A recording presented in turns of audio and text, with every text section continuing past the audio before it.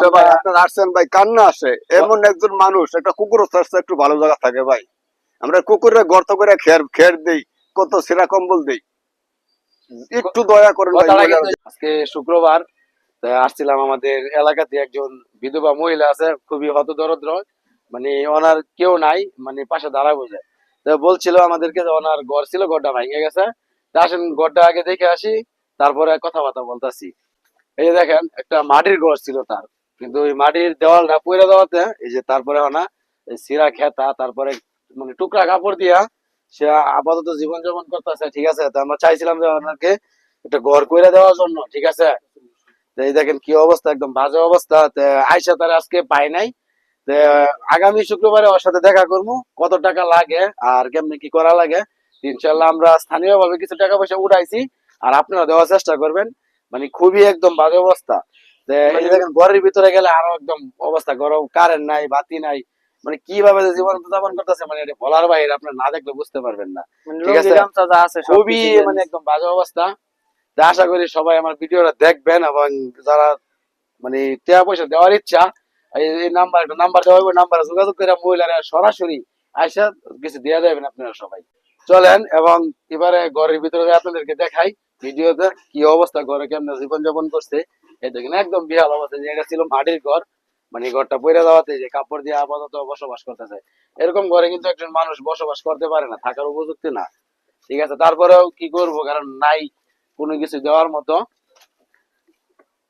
এই যে সাইডটা মনে হয় দেওয়ার আছে, কিছুটা মাটি আছে, দেখতে পাচ্ছেন। এটা কিন্তু বিপজ্জনক, এই ঘর থাকা একদম বিপজ্জনক।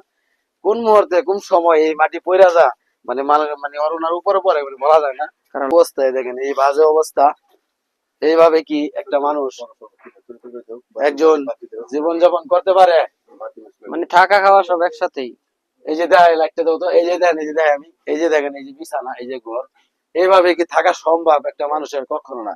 এই যে আমরা শীতের দিন যাইতেছে, খাটে ঘুমাই, ঠিক আছে, কম্বলে ঘুমাই, তারপরেও কিন্তু আমাদের শীত করে। আপনারা একবার চিন্তা করেন, তাহলে এই মহিলা কিভাবে ঘুমা? ঠিক আছে, এই দেখেন এই যে অবস্থাটা, এই যে মাটি, দেওয়ারটা ভেঙে পড়ছে, এই ঘরের ভিতরে মাটি, এই পাশ দিয়ে যে বিছানা, কি অবস্থা, একদম বাজে অবস্থা। তো আপনারা তো দেখলেন ঘরের ভিতরে, বাহিরে ওই সাইডটা যদি দেখালে ভালো হইতো মনে হয়। এই দেখেন, এই যে মানে একদম মানে জোড়া ছাড়া, মানে মাটির ঘর নাই, এটা যে কোনো মধ্যে পড়ে যাইতে পারে। ঠিক আছে, আমার কথা হইলো যে আমরা, ঠিক আছে, যারা মানে টাকা পয়সা অনেক অনেক ভাবে খরচ করি, যে আমরা সবাই মিলে ওনারে কিছু সহযোগিতা করি, বিধবা মহিলা, ঠিক আছে, মানে ওর কামাই করার মতো কেউ নাই, তাহলে মনে হয় অনেক ভালো হইতো। লো আবার পিছনে চলে যায়, বাড়ির ভিতরে থেকে পিছনে দিকে এই হইলো ঘর। আসছিলাম, ঠিক আছে, মহিলার সাথে দেখা করবো।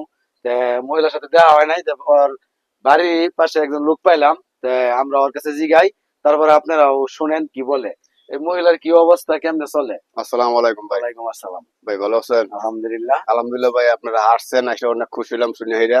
মানে এই মহিলার এই কি অবস্থা? মহিলার অবস্থা অনেক খারাপ। এই মহিলাটা বিধবা, স্বামী নাই, মনে করেন পাড়া ঘুরে খা। এই যে আপনারা আসছেন, ঘুরে সময় মতো থাকে না, বেশিরভাগ মানে সময় মানুষের কাছে মানুষের কাছে চায়া বিকে খা। তো এইটা জিনিসটা দেখে আমারও খারাপ লাগে, আমি কোনো কিছু সহযোগিতা করতে পারতাছি না। তো আপনারা আসছেন, আলহামদুলিল্লাহ অনেক খুশি হইলাম। যে আপনাদের উচিলা যদি মহিলা একটা ঘর পা, তাহলে হয়তো মনে মহিলার মন থেকে যে দোয়াটা আসবে, আপনাদেরকে যে দোয়াটা করবে, এই দোয়ার উচিলায় হয়তো মনে আল্লাহ তাআলা আপনাদেরকে জান্নাত দিতে পারে। ঠিকানাটা বলে দেন। আমাদের বাড়ি হলো আমাদের 8 নং সহকা মধ্যপাড়া, নূর নম্বরের বাড়ি, 7 নং ওয়ার্ড। বাড়ির নাম হলো যে আমাদের জামে, মহিলার নাম হলো মোহাম্মদ সুফিয়া খাতুন।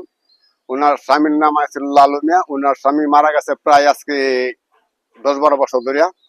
উনি একদম অসহায়, মানে এমন অসহায় আমার লাইফে আমি দেখি নাই। সুফিয়া মানে সুফি নামে ডাকে, নাম হচ্ছে সুফিয়া, নাম ডাকে সুফি নামে।